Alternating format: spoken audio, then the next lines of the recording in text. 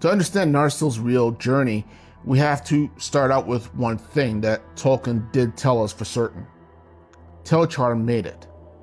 Telchar the dwarf is arguably the greatest weaponsmith that has ever lived in Middle-earth, and he never forged anything that was not significant to a story of some sort. Fans have speculated that Narsil was made in the dwarf city of Norgrod, and that afterwards it was stored in Menegroth until the fall of the First Age. But I'm going to present 3 possible trails to the contrary, all of them bloody, because Telchar's creations don't sit in vaults. They are moved, they are gifted, they are carried by lords, warriors, and heroes. Telchar forged Angrist, the knife Baron used to cut a Cimmeral from Morgoth's crown. Telchar forged the dragon helm of Dor-lómin, worn by both Hurin and Turin, lords of Dor-lómin, and the greatest warriors of the Edain.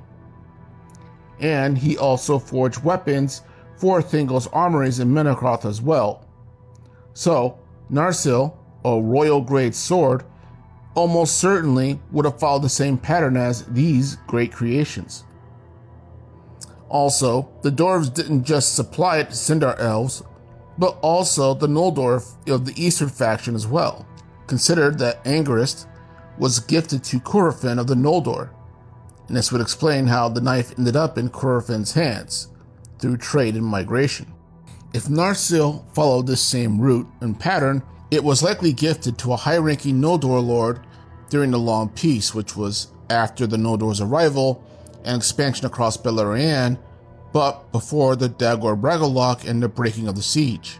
And if you follow this trail, Narsil would therefore have seen action during that same war, and then assuming its Noldor owner survived, or perhaps passed the sword down to someone else, then it also would have saw action too in the Nerneath-Arnordiad War centuries later. Tragically though, this would also most likely mean that it was also used during the Noldor sacking of Menegroth, which means that Narsil would have drank elven blood as well as orc blood. And then on to the third kinslaying, where the pattern repeats. But from here, the story can go 2 separate ways. The Silmarillion says that by the time of the third kinslaying, that the surviving Noldor under the remaining sons of Fëanor had grown so tired and weary of war and backstabbing their own kind that some of them actually switched sides mid-battle. And what could have happened is that out of penance perhaps, Narsil's Noldor owner may have passed on the blade to a Sindarin elf or human refugee that it was just used against. Or perhaps the Noldor owner that wielded the sword at the Battle of the Havens was killed perhaps even by a human. That is possible. And that human being possibly an ancient ancestor of the Númenórean lord Alatan, who is, as we know, the founder of the House of Andúnir. And thus, Narsil, for the first time, changes hands into the race that it is fated to be tied to. Also, if a human who survived the battle had that sword, he or his family may have also used said sword during the following War of Wrath, since it does say in the Silmarillion that surviving humans were involved in that war as well, while the Sindar and the exiled Noldor were not.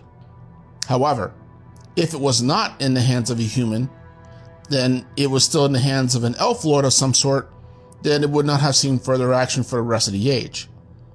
Either way, the next phase of its journey would have been the Great Migration, and from here is where Narsil would presumably finally change hands to the ancestors of Alatan, if it follows this path, where after this it would basically sit around the Númenor until, under Elendil, where Narsil would subsequently eventually see war again, this time under Elendil, during his youth fighting wars in Middle-earth from Númenor before the fall of said island, as well as the fall of his friendship with Ar-Pharazôn, who, by the way, was probably using Thingol's sword Aronruth as well, since he was next in line to be king.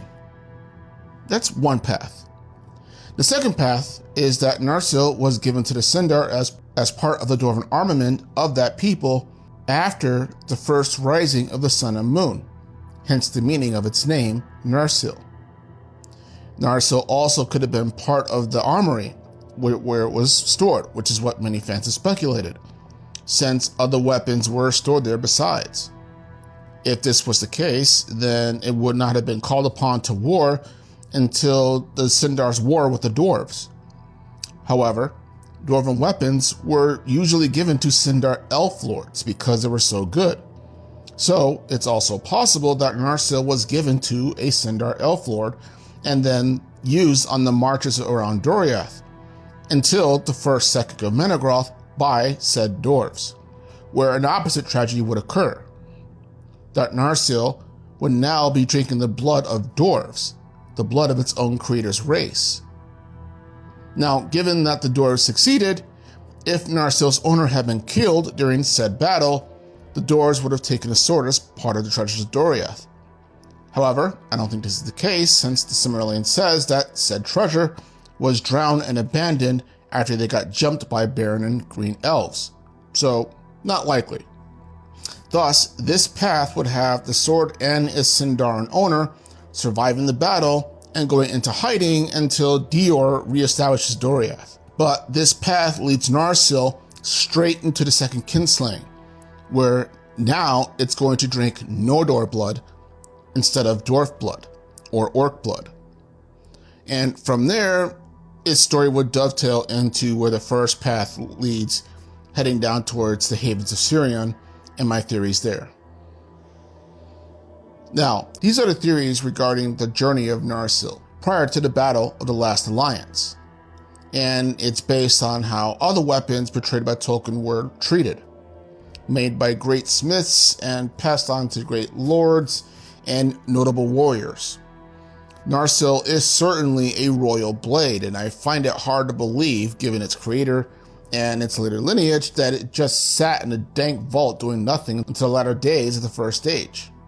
And when you follow the patterns of Telchar's works, the movement of heirlooms and the chaos of Beleriand's final centuries, Narsil emerges not just as a silent relic waiting around to be used, but as a well-used veteran of multiple wars, betrayals, and migrations, and responsible for taking the lives of many people and many races. Narsil would be a sword with a legacy that is far older and far bloodier than just the Last Alliance and its use under Aragorn later on during the Third and Fourth Ages. It's just too bad that Tolkien never gave us an official detailed account of the history himself. But for me, I do think it's a sword that has many stories to tell and with much more of a legacy attached to it than just that of Elendil and a Dunedain of Middle-earth. This is the Middle-earth Philosopher. Have a good day.